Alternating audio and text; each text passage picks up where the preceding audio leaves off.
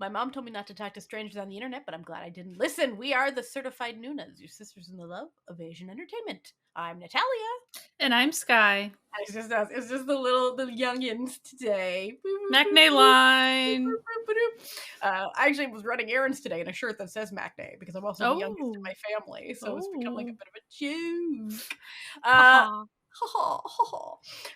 Anyway, today, Sky got me. Okay, this is what happened. Is that in 2023 a show came out and Sky watched it as it was airing between like I think August and it was between August and November. Okay, it was put out in 2 parts, 21 episodes, a saga, which like is for anyone who's listening for the first time, that's a Korean historical.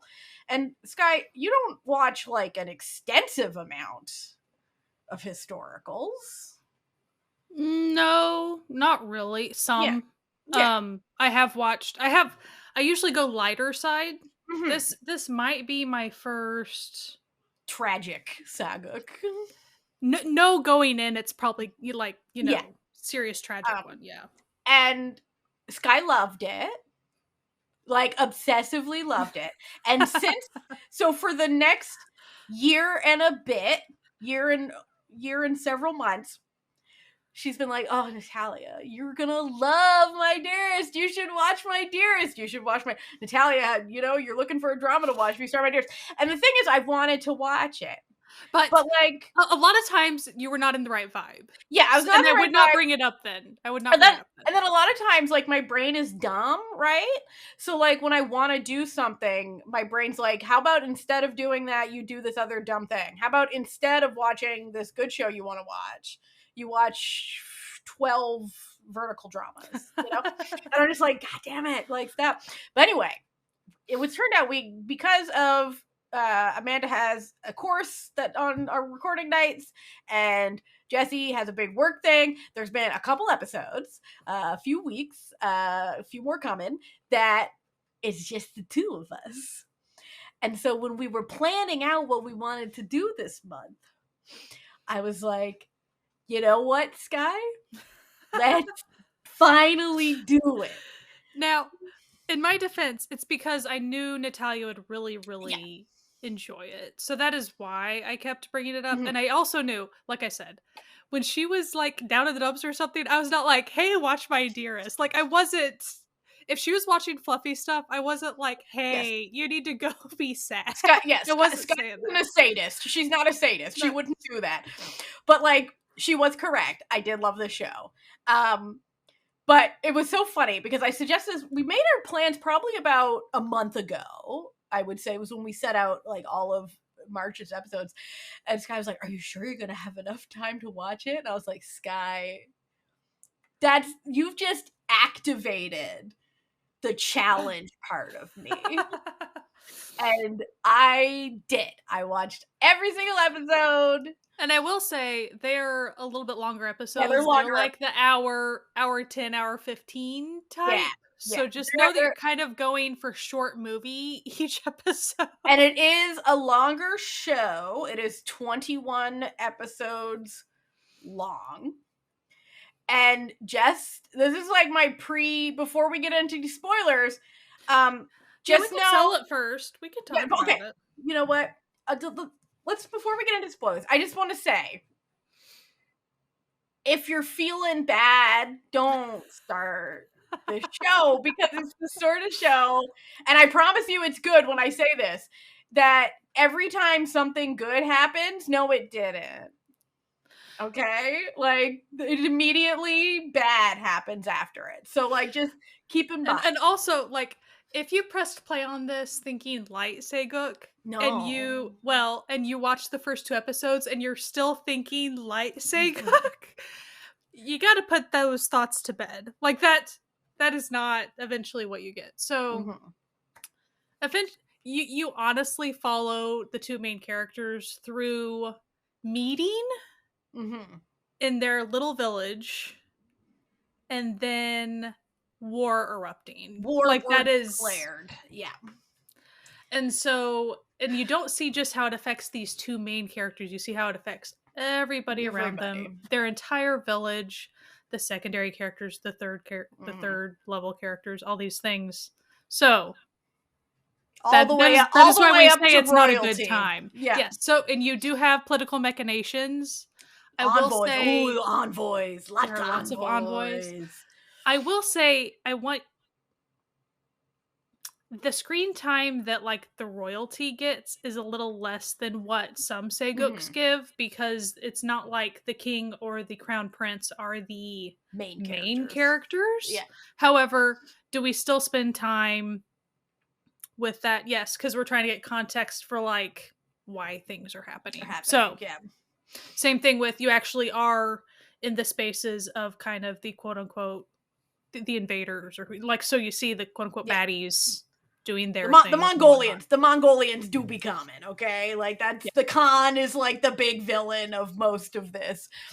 So here's the basic premise of My Dearest. And at this point, this is where spoilers may or may not happen. Yes, so this is a spoiler episode. So like, if you haven't watched My Dearest and you wanted to, go watch it first. If you have, welcome. If you weren't planning on watching it, it's not your show, but you'll hang out with us. As always, so as we always say, welcome aboard. Here's the basic premise of My Dearest. And I won't do too many spoilers here, because like, this may convince, I don't know how, because my synopses of shows tend to be questionable at best. But I have actually somehow convinced some people to watch shows by my descriptions of them, which is confusing to me as a person. So you meet our two main characters. One, she is the local lady who is speaks her mind, and all the fellas think is really hot, and all the women are kind of done with. And she's pretty too. She's very pretty, and she's very sousy, okay? And she's in love with local stick in the mud who is in love with her best friend, okay? A scholar. He's not he's a scholar, but he's also a stick in the mud, okay? Meanwhile, this flamboyant playboy comes to town and is just causing chaos, okay? And like, he's like, I don't believe in marriage. I just like love. I hang out with my buddies. One of my buddies is like kind of my servant, but not really. And the other buddy is this like younger singer who's gay, but like that's, and we chillin'. We having a good time. I'm gonna hang out with the local old man and his cute mute wife, and it's gonna be really sweet. I want to throw them a birthday party or a wedding anniversary, everything. Ooh, everyone, all the men are like, this friggin' clown, and all the women are like, well, he's attractive, but we can't. He doesn't believe in marriage, so we can't, get close to him. Except one woman, the main character lady, who is like, you know what? You're a clown. I'm gonna say it to your face, you weirdo. And so they get into sort of like a bickery, cute little thing, but like the tension is there. Okay? Oh, the tension! Like the sexual tension is building between them. But unfortunately, this budding romance takes a little bit of a backseat for quite a while because war were declared. So all the young men go to fight for the king, except for one young man, aka Nam Goong Man's character, who's like, I don't give a shit about the king. Like, I'm gonna be honest, y'all are nuts for caring. Like, the king doesn't know you. The king doesn't care about you. He's like, the king ran off. Yeah, why should we go help him? And then everyone's like, sacrilege, you absolute knave. But then it turns out that he's just like a super soldier warrior at the same time. So like, he is also instrumental. There was a really funny part that it wasn't funny, but I sort of found it funny, where it's like, there's a lot, by the way, gory. There's a lot of sword battle scenes and early rifle battle scenes, because this is time accurate. They did have some flintlocks, which I thought was very fun. The Mongolians, the Khan is invading. So at that point in history, I do believe the Mongolians have taken over most of China. And the Khan was the emperor at the time. And him and his general who, you hate at first, but he becomes a delightful friend by the end of this show. He's kind of fun later. He's kind of like, listen, you get to know more about this little weasel. I've seen him before. Like, yeah. Like these actors, you've seen these actors before. Usually playing villains, like the ones who showed up as, Mongolians. So there's like this one scene where it's like they're basically the Korean troops have been decimated. And so like there's just like this ragtag group and they're like, we're gonna go and we're gonna, fight to the death of every last man. And then he's just standing there and he's like, no, I don't think I want to do that. Like, I think I'm going, he's like, let's get the fuck out of here. And everyone's like, you can't leave. Like, you have to. And he's like, well, why don't we try to like win? Maybe, like, instead of just, and they're like, what do you mean? He's like, you could, use tactics instead of just line up in a line and stab at each other. And the tactic they use is so absolutely sadistically evil that I'm just like, y'all, like, it would be a war crime today. So basically, they... Okay, here. Okay, go ahead. And first of all, I do think the first force that they were fighting, I'm not sure it was Mongolians. I do think it might have been the Ching. Like, it was... Yeah, there was, like, the Mongolians were there eventually. The Mongolians were, like, kind of the second wave and kind of the bulk of the war that you eventually see.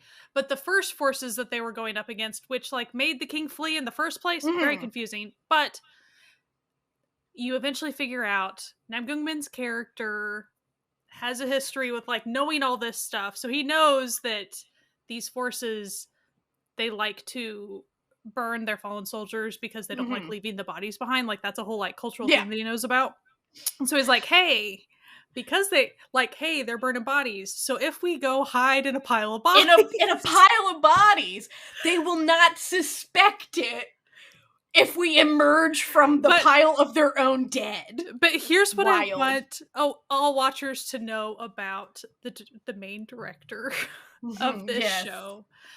He also directed The Veil, okay? Which also had being in it, yep. Yes. And was also very gory. And there's just, he does like to shock you sometimes. And it's not like you got... So the only thing on screen that you get is, he kind of goes, hey, how about we try to win? And then it cuts to, like, they're piling up these bodies. Yeah, it doesn't say what he's going to do. It does not give you the plan. Yeah, you don't know the plan. Of course, so when I was watching this for the second time, I already, it was very memorable. This is a very memorable thing. That's why I'm mentioning it, because it was incredibly memorable to me, because I was like, that's fucked up. The first time, so the way it's shown, because you don't know the plan, and when you suddenly see one of the... you see Nam Gungmin emerge from the pile. You just kind of see, like, you see an arm pop out of these dead bodies and, like, shake somebody. And then all of a sudden, all these dead bodies, like, fly up.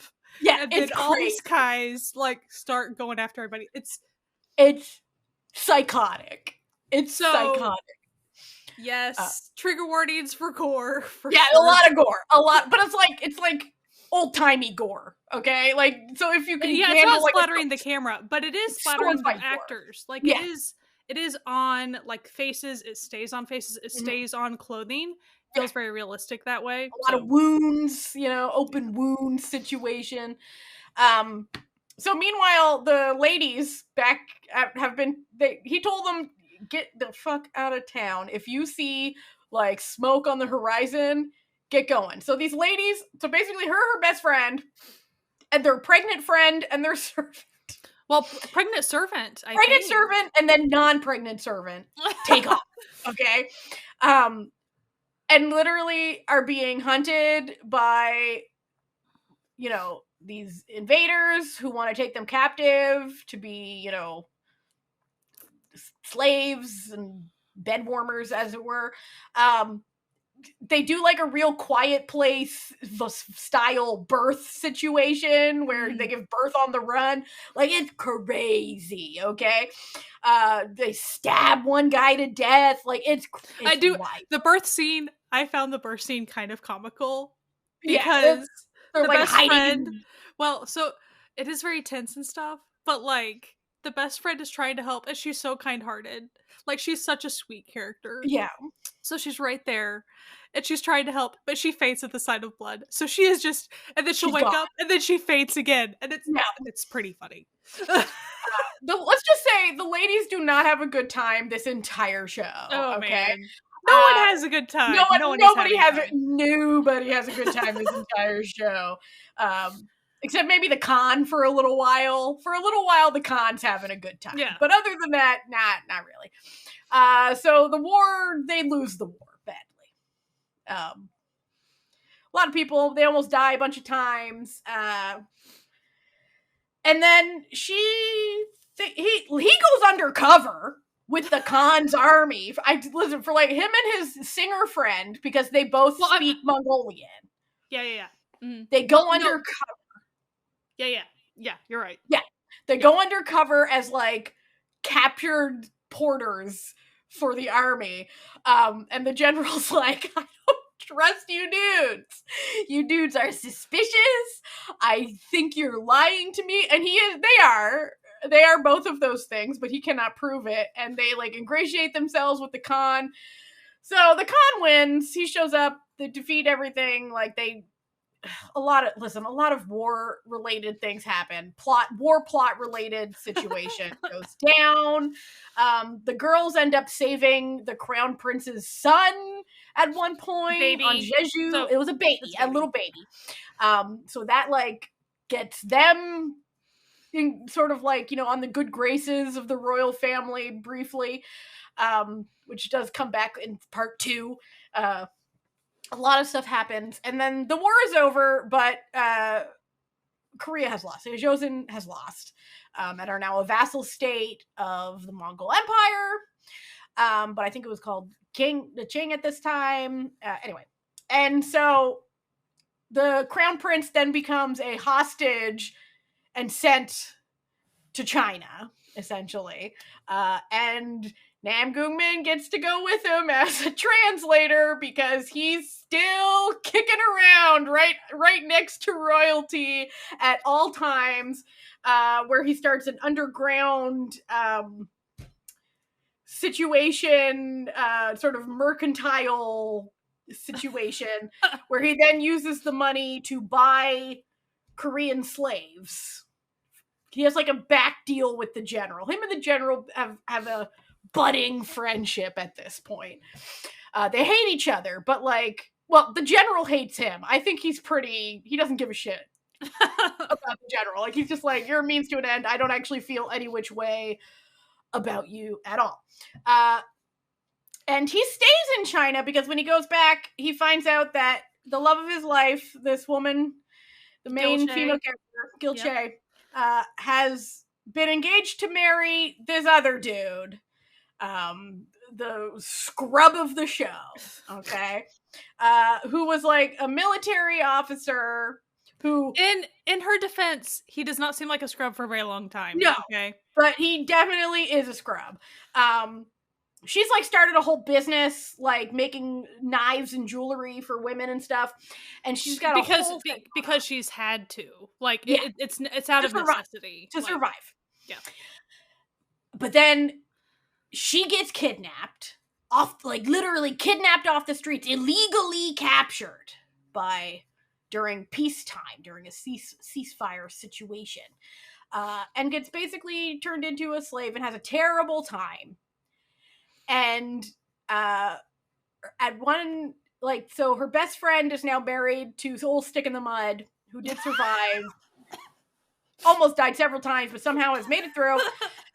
Well, as far as how, it's because Nam Goong-min's saved his life. Defended against. Yeah, Nam Goong-min kept saving his life, and then she saved his life medically. Like, it was like a whole thing.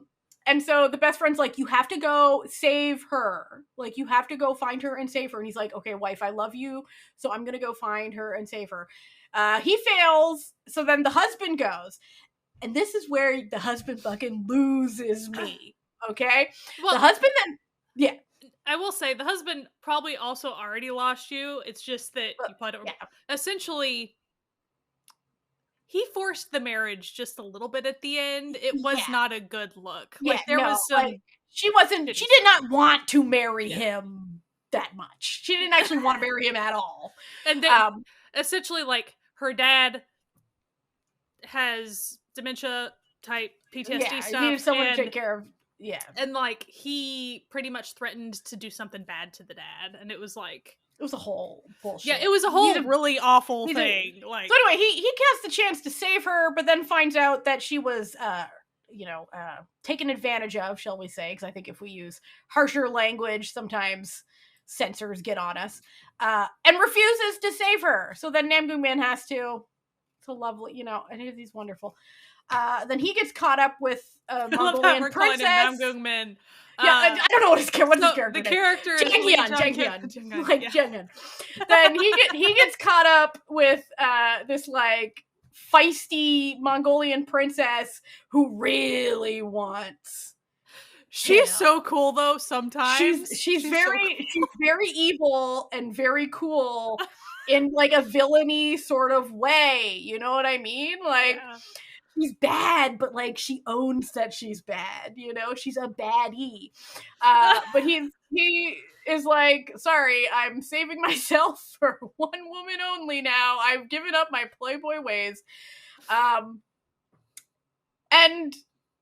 then a whole bunch of, listen, I don't like, the thing is, describing the plot of this show is so meandering because, and it's like, I feel like it's not a very interesting, because like the only way to describe the plot of the show is to do like a play-by-play, which isn't it's not a very interesting. Well, and honestly, you did a pretty good job, like really, and there's a lot. There's even a lot in the last like 2 episodes. There's just a lot. So happens. Like the last 4 episodes have its own plot arc entirely. Oh, and the whole show exists in the past. So like at the very beginning of the show. At the very beginning of the show starts with you going to find out that like this guy going to interview someone in jail who you then find out is one of the characters.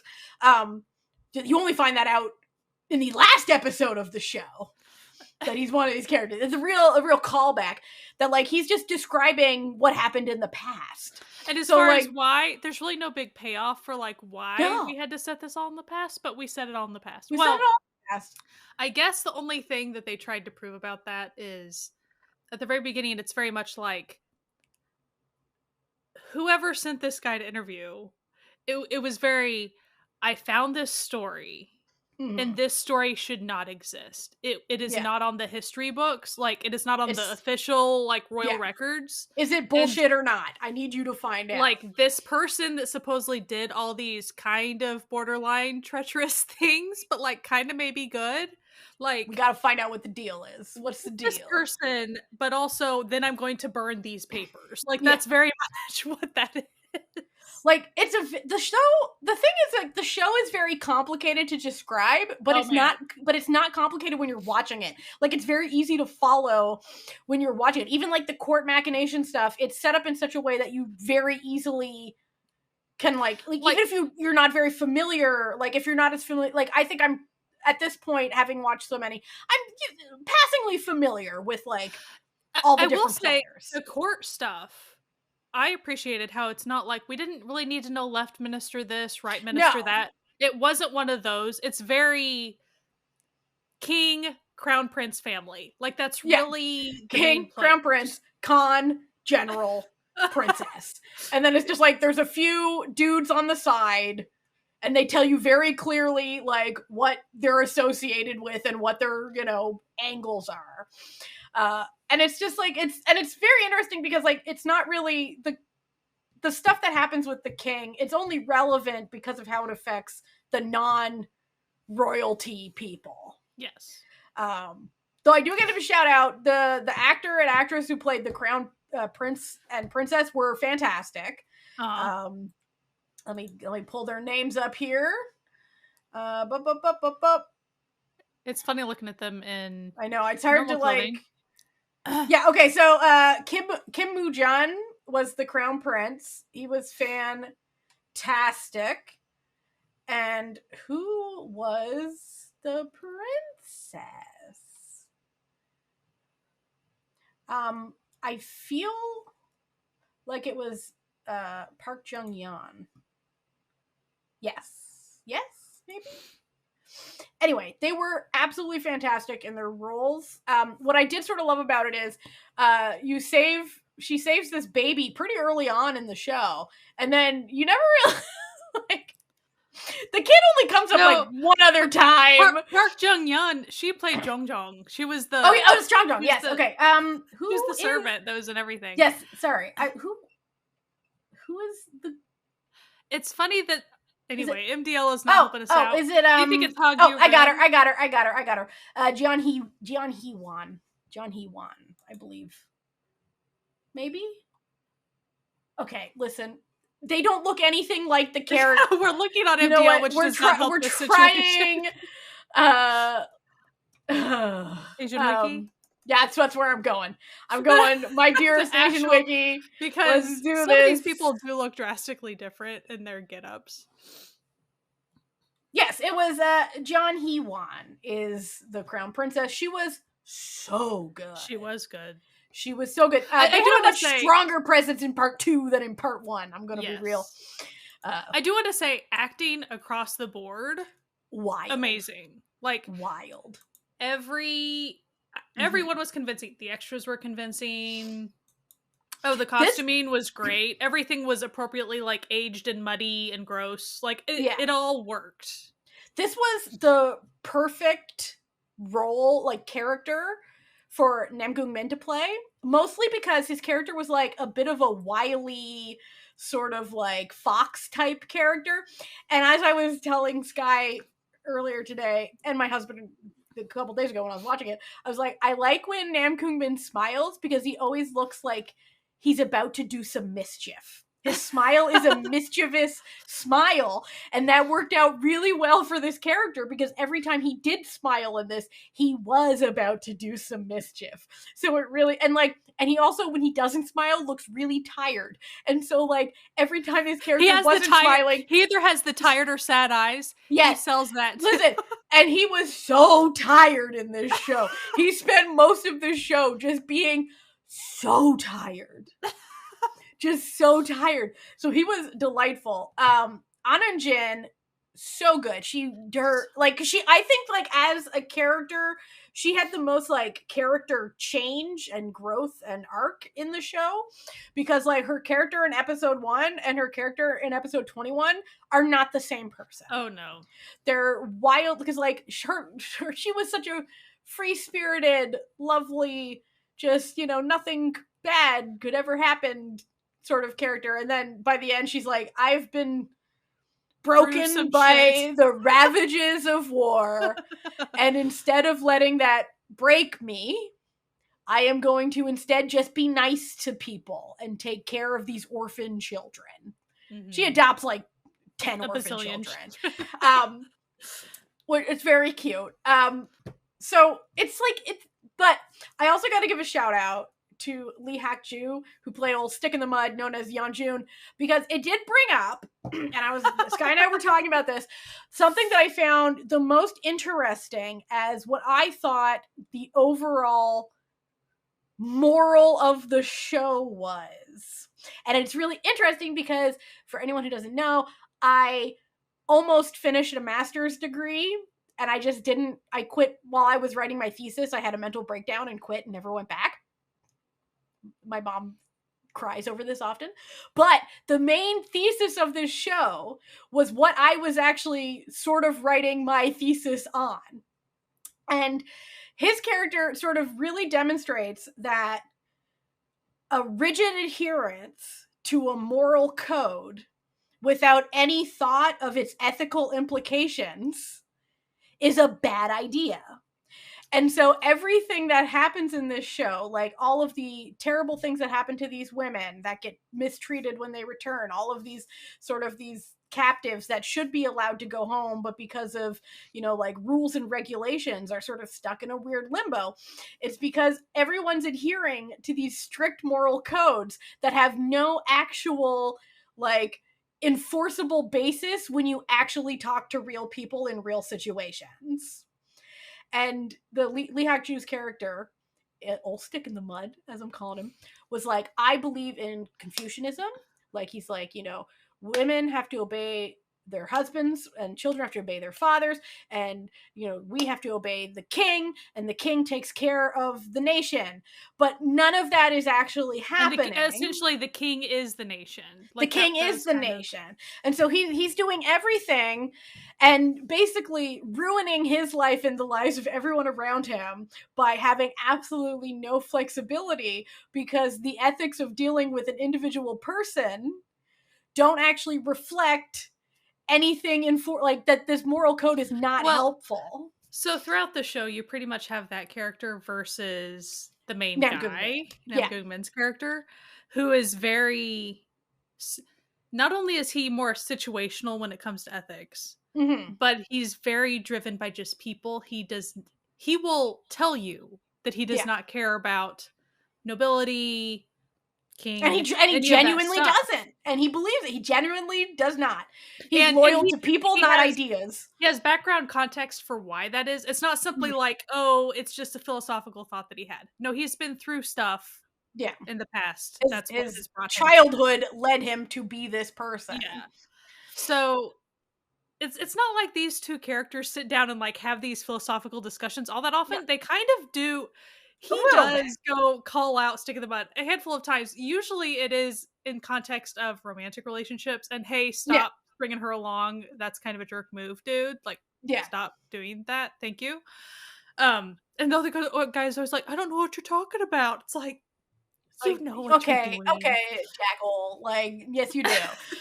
But like, it's so interesting because I feel like this show really contrasts those two characters in the perfect sort of like foil for each other, even though, like, you know, Nam Yeon-jun will stick in the mud. He's not the main character, but he is a byline throughout as sort of a reflection of Nam Goong-min's character, because he's so rigid to his adherence to rules and regulations and how he has been taught the world should be, that he absolutely has not, he falters in the face of how the world actually is.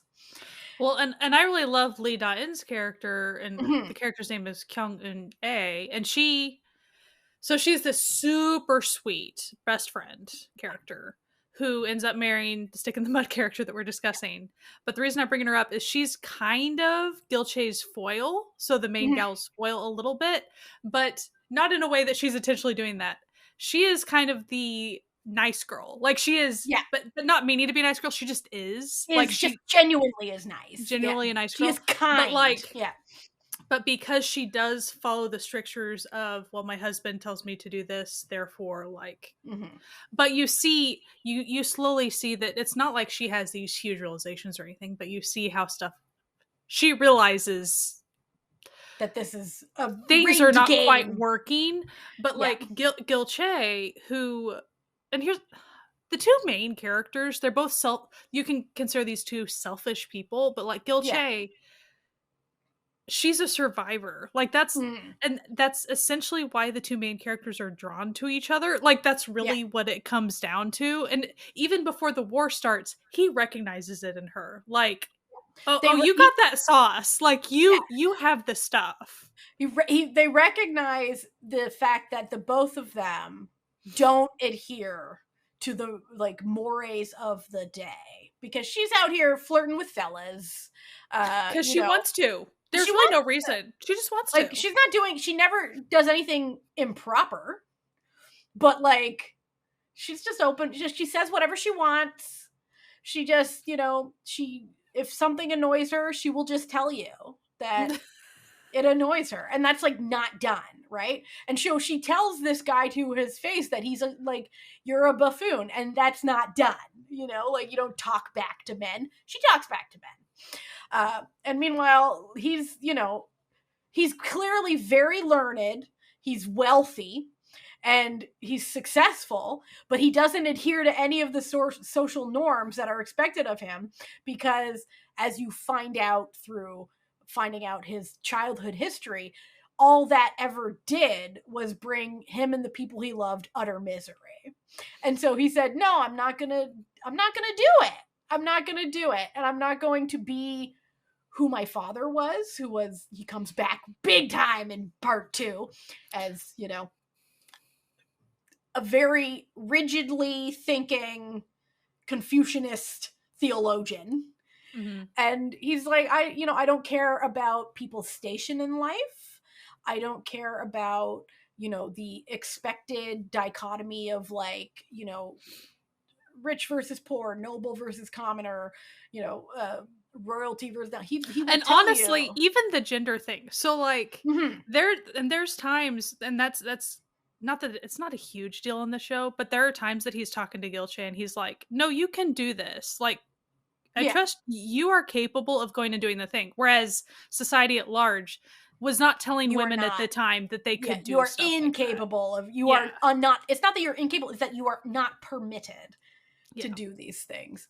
And I thought that was like a far more interesting byline of the whole show, is sort of the thesis statement, that, which was my thesis statement, but mine was in reference to technology, so it wasn't really in little opposite application, is that ethical implications, or like ethical actions, are more important than moral beliefs. So how you treat people is more important than how you think about those people's actions that you are now treating them.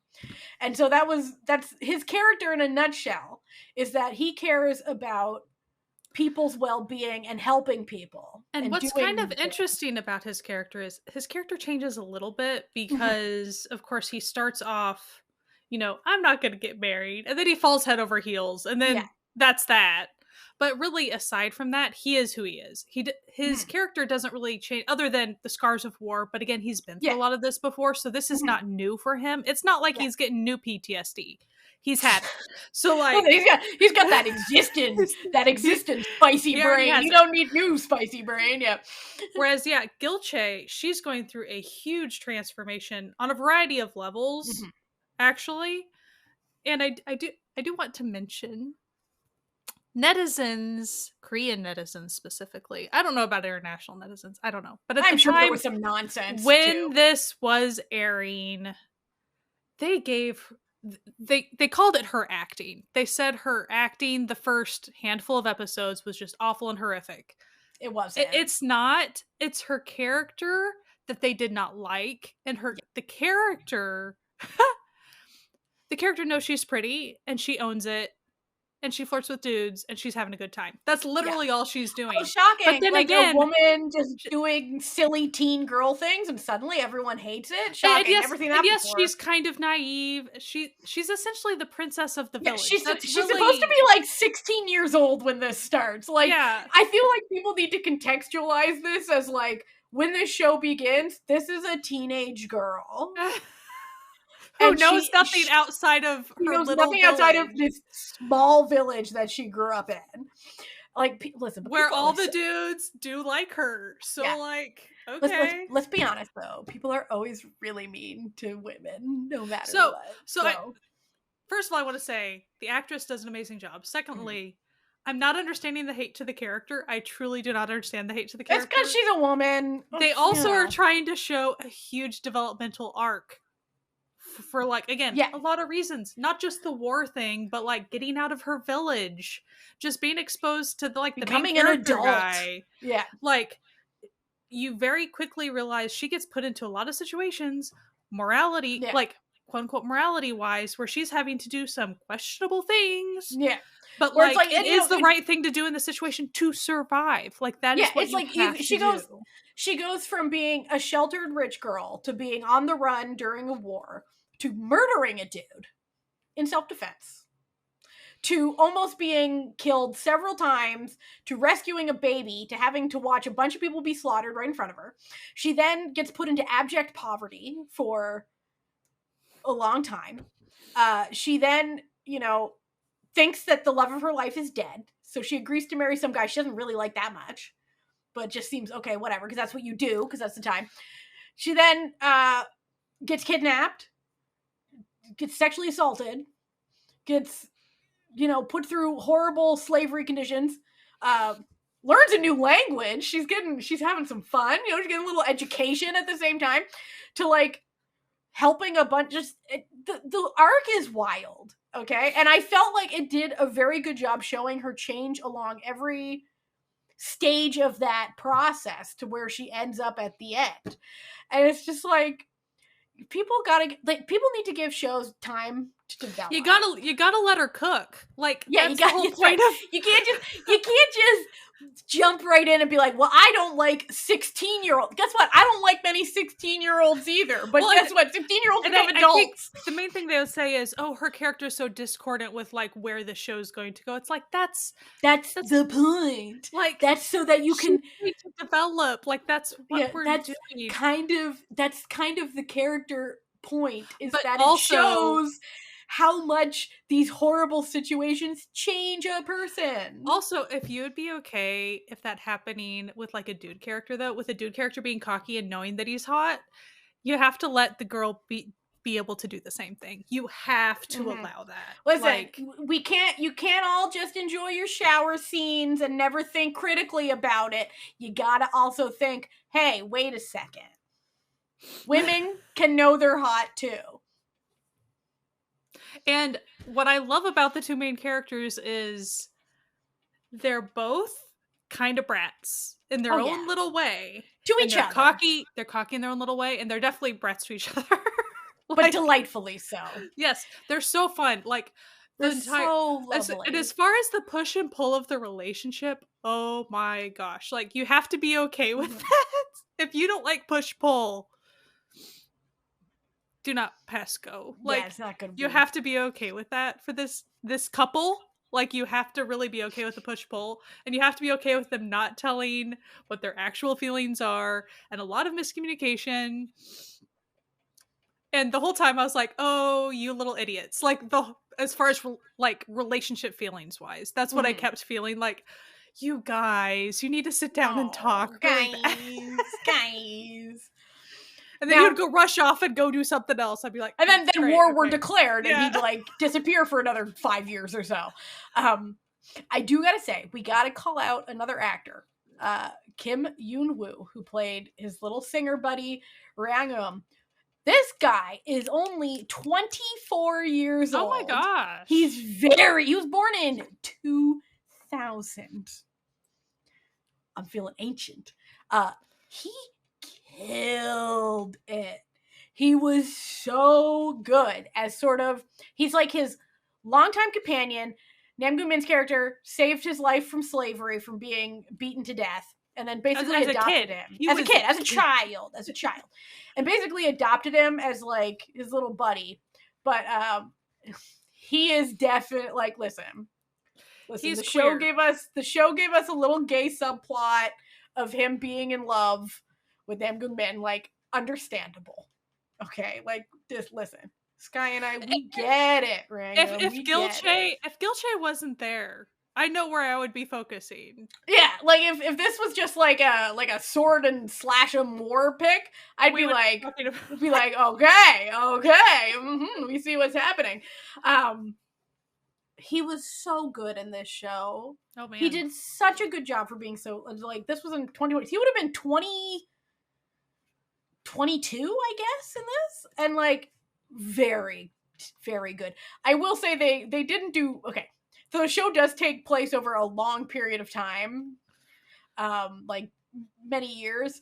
At the end of it, I feel like the makeup department kind of gave up trying to make him look older than 22. They put a gray wig on him and called it a day. They were tired, man. Listen, I feel like the gray hair was more to be like you know, trauma. How some people when you go through like a traumatic thing, like your hair turns gray. I think that's what they were going for. So he didn't need to be wrinkled or anything. But I was just like, when he turned around, it was him. I was like, wait, huh? But he was just really good, and I just really enjoyed. And he was a beautiful singer. If that was him singing, and his whole character, like, flawed. He does make mistakes. Mm-hmm. He has his own selfish choices, and he's allowed his own selfish choices, and you see where they're coming from. Mm-hmm. And that gay subplot, to me, it's treated with a lot of it's treated with a lot of respect, and it's there. Like you cannot make that go away. It's part of the show. Not like a subtle like wink wink, like it's very clear. We're not reading into it. It's there. It's not subtext, okay? The show makes it very clear that this is a man in love with another man pining, okay? Who is jealous of the women in his life. When he says, "I'm willing to die by your side," he means that also in a romantic sense. And it really, he truly does mean it. This is a Achilles sort of Patroclus sort of situation. This isn't like, oh, look at those crazy fujoshis always seeing it gay. No, we're not reading into this one. We're not reading into this. The show made it very clear, okay, that this was not subtext. This was just text. And it was done very well. And it was from the get-go. It's not like, oh, this one scene. It was several scenes, okay? It was over the entirety of the show. It is made very clear that this man is in love with the main character. I know sometimes we like to let ourselves, read into some vibes, but not this time. This time the vibes were clear. I will say, I think I could never quite figure out if Nangungmin's character, if that character ever actually clocked that. I don't think he did, because he was just always like, "Oh, my good brother." I think he kept thinking little bro. I think he was like, "This is my little brother who has lived with me like since I was a teen, and he's so close as brothers." He's pretty sharp and worldly to where that's true. It's very possible that he's like, I am just gonna pretend. I'm gonna pretend I don't. I'm purposefully not clocking this. Is kind of almost what feels like is happening. Yeah. Which is not very polite. Which is not, listen, for the time period, that's the politest you're gonna get. You know what I mean? Right. Like, listen, he's enlightened for his time. That doesn't mean he's enlightened for our time. You know what I mean? But he's a real Renaissance man for his time. Let's be real. He's a good old feminist in Chosen Korea. He really is. He's like, free love, baby. Like, it doesn't mean anything. I don't believe any of that nonsense. Like, you're like, okay, you might have a little bit of a mercenary reason for saying all of this, but like, I truly think that this character did believe that men and women were equal in a lot of ways. Right, like, to me, it never felt like that character thought Gilche couldn't do something. Like, he also, if she said no to something, or the entire romance plot, he was not about to force her to be in a relationship. That was never, I mean, there'd be moments where he would kind of say that, but that was not, we all knew that was not going to be a thing. Like, and him being so sort of progressive for the time about women really made his future relationship, I say relationship not in a romantic sense, when they introduce this Mongolian princess, it made more sense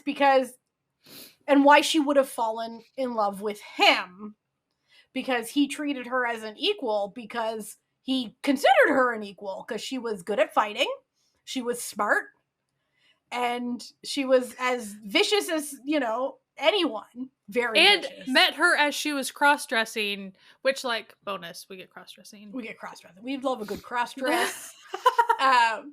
But, like, and he accepted that he couldn't win against her because of her status, but he never deferred to her, which I think was what she liked about him, was that he treated her as an intellectual equal, and then she was like, I must have him. And she was just used to getting whatever she wanted, that him being like, nah, we bros, was not really what she wanted to hear. Her character, she was played by Lee Chung-ah, incredibly. She amazing. Was so nasty. She was so... Listen, I have a long history of loving absolutely nasty characters. And she was nasty. She was mean. She was petty. She was vindictive. But also, she was smart. She was smart. So smart. She was clever.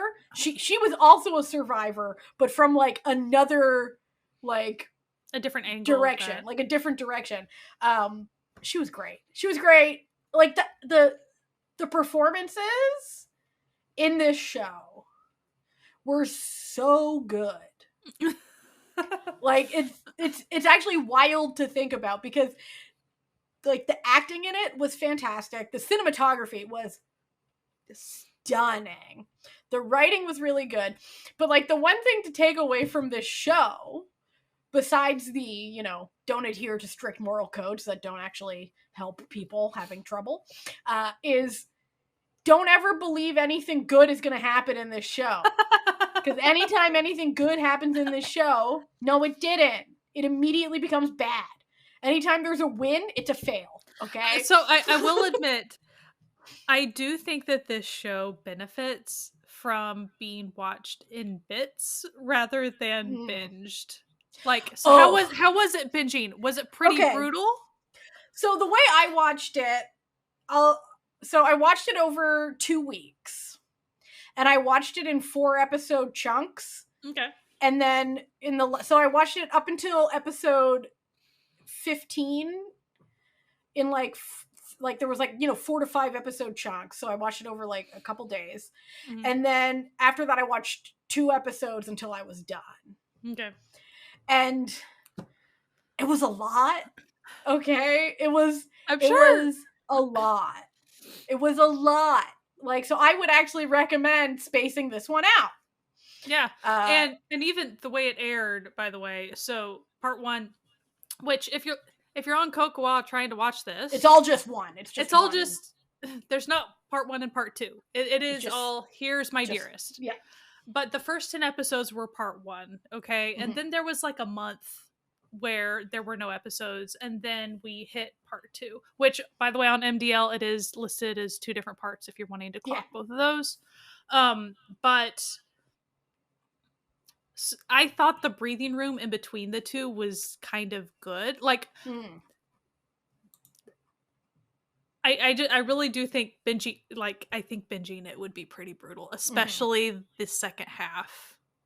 Like, the levels of not just war, but slavery and just it was definitely the second half was what I had to watch in smaller chunks because I was like, damn, like there's so much happening, and there's really not many wins. Like you'd kind of get a win, and then like the next episode, their win would like kind of turn into a lose. Their win would turn into a lose very quickly. Something would happen to like ruin the progress they just made. So it's almost like if you hit a high note, like that's where you should take a break. Like stop while you're ahead. Sometimes take a break. No, it was like there was one point where it's like they're finally like it's before she gets married.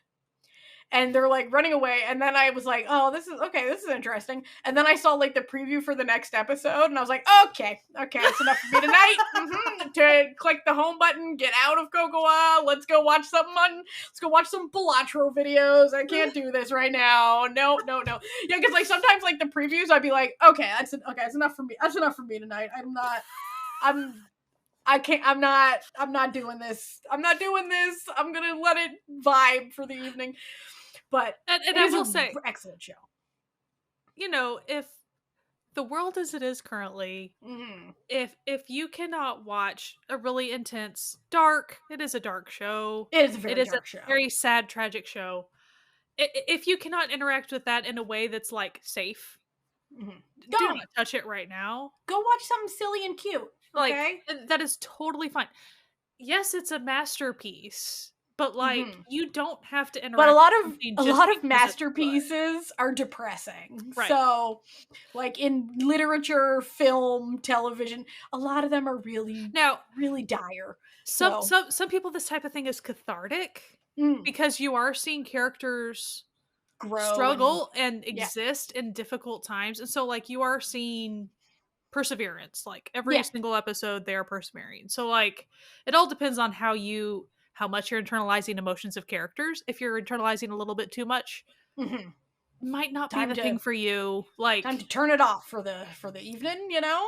And I know, like, me, how I have interacted with media, I used to internalize things way, way more than I do now. And just, I think with practice, and I think with trying to stretch my boundaries a little bit, I was able to. And so then I dove into this and I was like, oh, this is perfect. And did it destroy me? A little. A little, but way less than I was expecting it to, because I'd had enough practice with watching. Yeah, and I only internalize things while I'm experiencing them in sort of like media and stuff. So like as soon as I turn it off, I'm like, well, that was fun. Okay.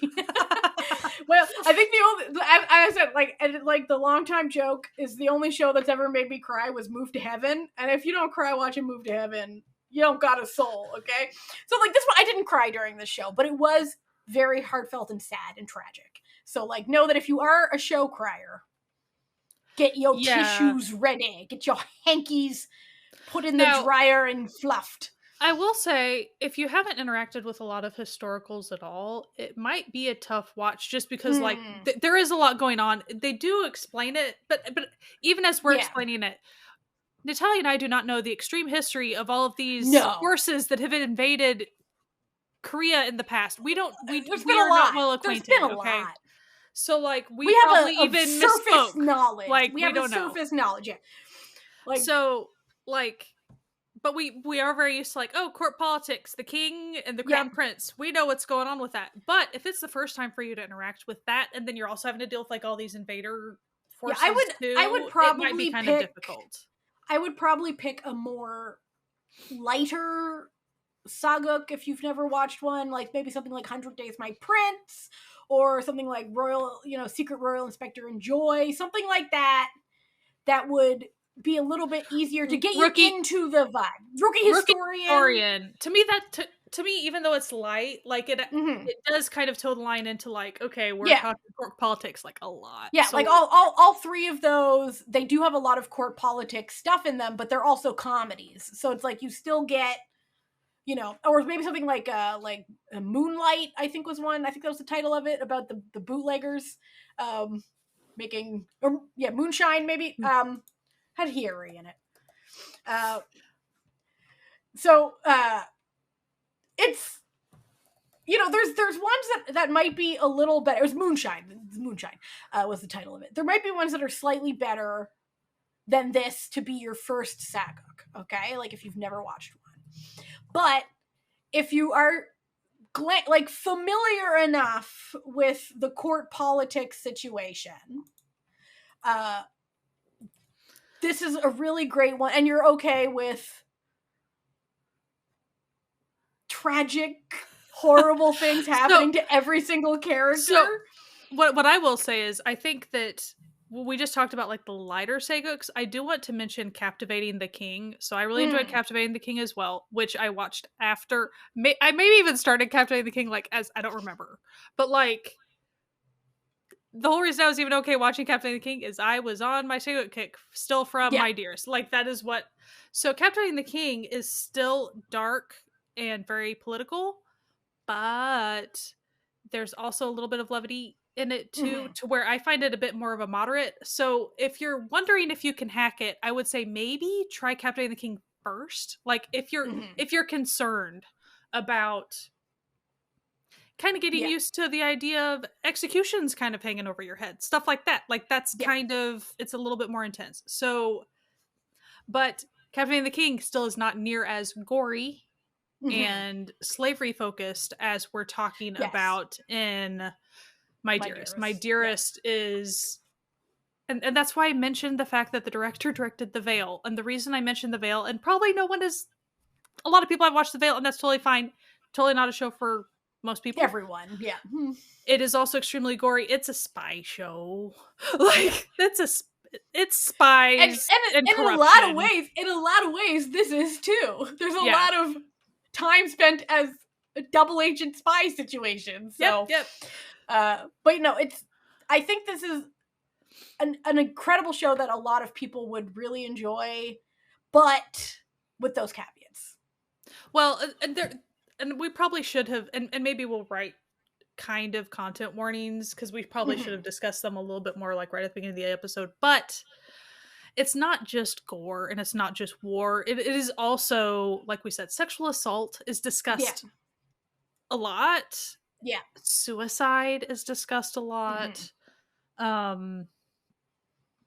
Like horrible torture and abuse. You even do see some torture, like, there's just a lot. There's a lot to it. So, and the thing is, I used to not be able to hack that stuff, and now it's like, okay. So, I do want people, if you think you can try it, you can try it. But if it's too much for you, you can tap out. It's fine. Just because something is a masterpiece doesn't mean you have to watch it. It's okay. Yeah, it might not be something you can handle, but if you can, we totally recommend it. I gave it a 9.5. Ooh, that's how much. That's real high for old Natalia. That is high for you. So I thought it was fabulous. Would you rewatch it?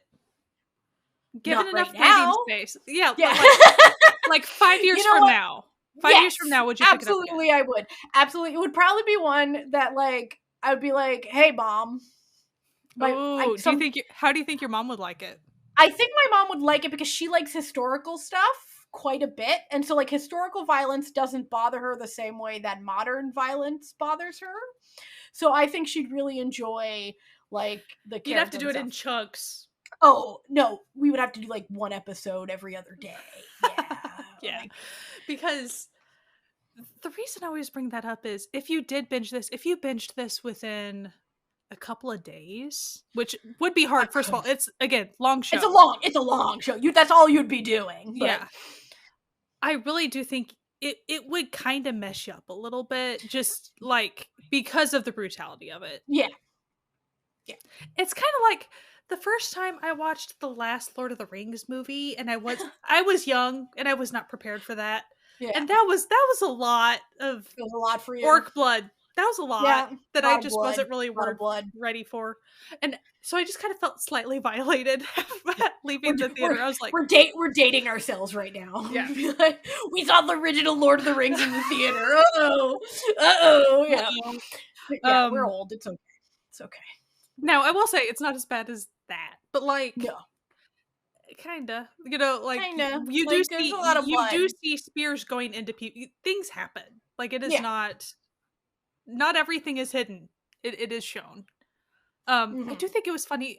There was like a moment, an execution happened. It involved a rope on a neck, and they blurred the rope a little bit. And I'm just like, what are we doing here? What are we? We didn't blur like all these other things. Yeah, all these other things. But somehow the rope. And when we blur this rope, it is obviously still just a rope on a neck. Like, yeah, what are we covering up? I'm not sure what's happening. Down here. Enough. But anyway, excellent show. 9.5 out of 10. So, did it exceed your expectations, or was it pretty much like what you thought it was? It was pretty much my expectations, because, see, here's the thing, is that you loved it so much that I knew it was good. Because, listen, when I love something and I know it's not good, I'm really upfront about that, where I'm like, listen, okay, this may not be the greatest thing, but I feel it makes me feel something in my heart, and I want to share it with you. I'm looking at you, Cutie Pie the series. Best show ever? No. Best show for me? Yes. But you were so passionate about how excellent it was that I knew it was going to be good, because you would not lie to me about that. And we would not lie to you about that, listeners. And also, Natalia has watched Tragic Segu before and really resonated with some of it. So I was like, I'm not a I'm not a I'm not a newbie to the tragic. I don't need things to have happy endings. I'm not saying this doesn't have a happy ending. I'm not gonna spoil that. Maybe it does, maybe don't. I don't know. I don't know. That's so funny. But the one thing Natalia will not spoil is, does this have a happy ending? But one thing, in case you don't know this about Natalia and I, we actually are really okay with tragic endings. Sometimes there were multiple times in this show that I was like, if this character doesn't show up again right now, like that's valid. Like, I was totally fine. There's been like shows that I've watched where I'm like, they should have just killed off the main character and that would have been a better ending. And people look at me like I'm crazy, but like, no, like there's some shows where I'm like, where there'll be like a miraculous return from the dead because they gotta have a happy ending, and I'm like, that just cheapened the show. Right. The show was better with a dead and with no happy ending. And one interesting thing about, and I don't have much else to say about this other than it happened. My Dearest was extended by 1 episode. Mm-hmm. Okay. I don't know when they figured out they were extending it and like Rewrote what some changes were things. made or anything. I do not know. It didn't have that sort of like, it didn't to feel make some shit up on the. It didn't feel wedged, in my opinion. It didn't feel like they had to make some shit up at the end of the, like very quickly. Like it felt like they maybe took some more time with certain things and like. But so it was highly, highly popular. It got a lot of awards that year, rightfully so.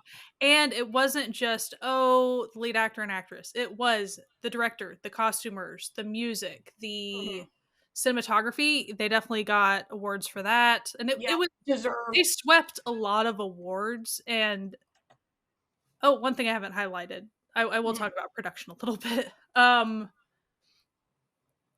It was a really rough, long production. Like, of course it was. I mean, when you see it, of course it was difficult, but it was very hard on all of the actors. Like, Nam Goong-min, I definitely know that he did IVs at least twice just to like not be sick. There were injuries, there was a lot of stuff, but yeah.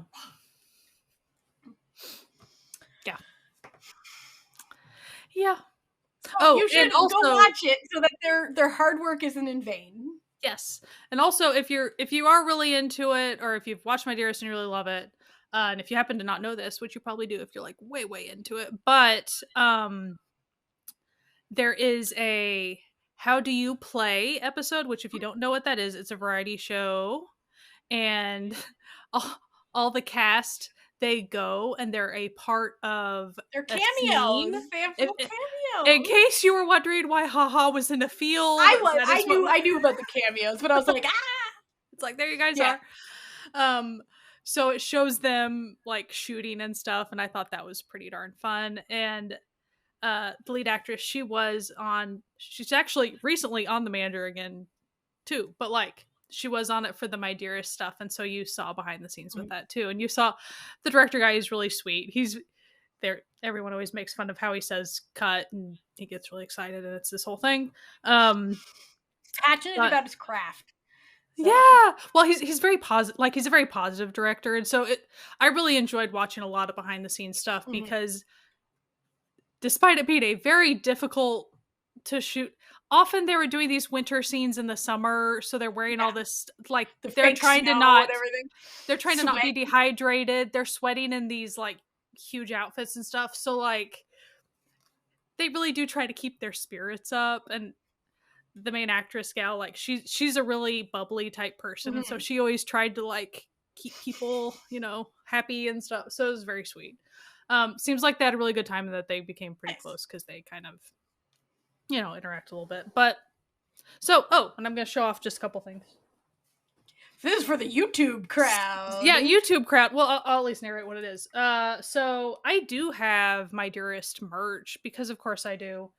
Sky loves a good merch moment. I love a good merch moment on something that I get really obsessed with. Still wrapped, which I should fix that sometime. But the OST is gorgeous. Soundtrack, which if you're not well acquainted with K-drama soundtracks, some of them have like really big packaging experiences with a lot of extra stuff. It's not simply like a K-pop album, yeah. Yeah, it's not like, oh, here's just a CD. It's like, no, here's a lot of cards and Strong Girl Namsoon one back there. Oh, that's cute. Shelf. Yeah.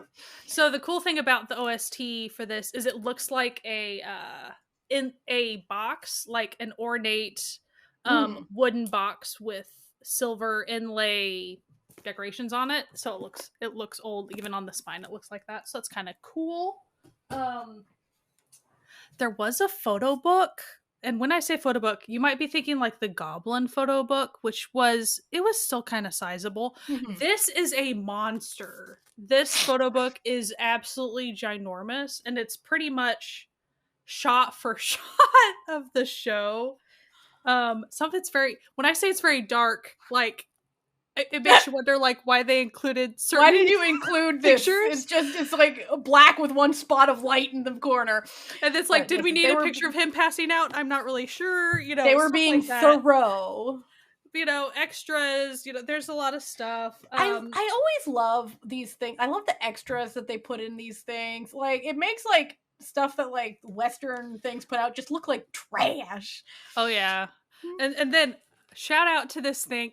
I don't buy many Korean books since I do not know Korean yet. If I ever will figure some of that out, but just in case I'm ever able to read Korean, there were script books. So and you there's a 3-piece of the script books. It is because, as far as I can tell, with English subtitles, I'm probably not getting the lyrical nature of what's. I could tell that it sounded really pretty how a lot of stuff was said. So I did think that would probably be a really good, if I can ever read them. And I do know that on Cocoa there is a webtoon version of it that you can read. If you're I've read some of it. I need to check out the rest of it, but I have. It's pretty cute. Like I liked the illustration style, so I was kind of having fun with it. So even if people don't have the time to watch the show, you can read a webtoon or watch the little variety shows like I just mentioned. Because you don't really see. There's not gore with that. A lot of it's very funny, especially the "How do you play" episode. Yeah, which like I sent. Let me actually mention which ones, because I sent them to Natalia in case she wanted to check them out. I didn't have time today to watch them. I did figure. It's fine. So the How Do You Play episode, it's 204, at least on Cocoa, that's what it is. And The Manager, it's episode 257, and it's the second half of the episode, because they do like two people. Two people. They were talking about two people. So I thought it was pretty fun. But it's a show that I really, really enjoy. I know it's not for everybody, but like the folks that it is that can handle it and do enjoy this type of Saeguk, typically pretty blown away. That doesn't mean you can't. You're allowed to not like it. You're allowed to not like it. We're not going to judge you. But we really like it. It's not like there's some mandate that you have to watch or enjoy. Yeah, you don't have to agree with us on anything. Like, it's fine. But we really liked it, and I feel like a lot of people would really love it if, like, they took the time to watch it. And Natalia, do you remember if I was already in my Namgungmin era before I watched My Dearest, or was this what set it off? I think this is what set it off. So, like, I can't remember. I think this is what set it off, and you very quickly devolved, and then I had you watching Beautiful Gang Shim, you were watching The Veil, you were watching The Undateables, you were doing the whole bit, okay? You were in it. You went deep. And I'm not even done with a lot of them, but like, I applaud it was her a good time. every step of the way. But I really do think that a lot of people should at least check it out. And I do wish to remind, the first 2 episodes, they're kind of like a nice little peek into the quiet village life before the war, and then the rest of it's like wartime. So like you have to just know that. Yeah, it's going to take a wild shift. Yeah, that little teehee peacefulness. That was a false beginning. Right. That was fake. It was a fake out. Enjoy those moments if you like that type of thing. Yeah, it was a bait and switch for what the actual vibe of the show is going to be for the rest of the show. But no, excellent show. Give it a chance if you want to, because it's great. It's great. And we watched it on Cocoa for like North America. It's on Cocoa in North America. It's in Canada and the US, because that's where so it's all we can tell you about where to watch things. So in Canada and the US, it's on Cocoa. I think in parts of Asia, it's on Netflix. Oh, really? Oh, yeah. I think in the Philippines, it's on Netflix and stuff. Yeah, I remember they were announcing that it was coming to Netflix, and I was losing my mind. I was so excited, because I'm like, ooh, I can recommend it to people. And then it never showed up, and I was really sad. Though? Yeah. Which I'm sure it's just certain countries have access to it. They're great. That's great. And I think it's also on Viki for like with Viki Plus. Oh, Viki Plus. Yeah, the Cocoa Viki. tentacles intertwining. Yep. Listen, whatever. And on that note, I hope that you enjoyed hanging out with us while we talked about one of Sky's favorite shows that I am adding to one of my favorite shows because it was excellent. It was excellent. Anyway, we'll be back next week, and you can watch all of our old episodes on YouTube if you're here, but also anywhere podcasts can be found if you want them in just audio. And if you want to have links and time codes, go to our website, certifiednewness.com, because that's where they are. And if you want to support this podcast like the incredible people who do, you can go to patreon.com/certifiednewness to join the Certified Found Family. They're a found family on the web. I've been putting up little extras, excerpts from our episodes. Yes. Oh, and if you do want to join that, do not do it on Apple. I will probably make announcements about that. Don't do it on Apple. Don't do it on your phone on the app. Go to the website, please. Go to the website on a browser. You can do it on your phone on a browser. Don't do it through Apple. The Patreon's doing weird shit. Okay. Anyway, we have movie night. We have little extras that go up, and we have a good time. And we love our found family. We think we have a nice parasocial relationship with them. And if you're on YouTube, please like and subscribe. If you're on a streaming app, you can also do that sometimes. Leave a comment. We like comments. We try to reply to them. Anyway, we hope you have a great week. Take it easy. Maybe watch some, if you just finished watching My Dearest, maybe watch something a little less tragic as a follow-up. Who knows? That's what I'll be doing. Or launch right into Captivating the King if you want some more of that. Yeah, just like if you need more of that tragedy, like keep that ball rolling. It's up to you. We're not your mom. We're not gonna judge you. Anyway, hope you have a fantastic week. Stay safe, wear a mask, wash your hands, and keep enjoying Asian entertainment. Bye. Bye.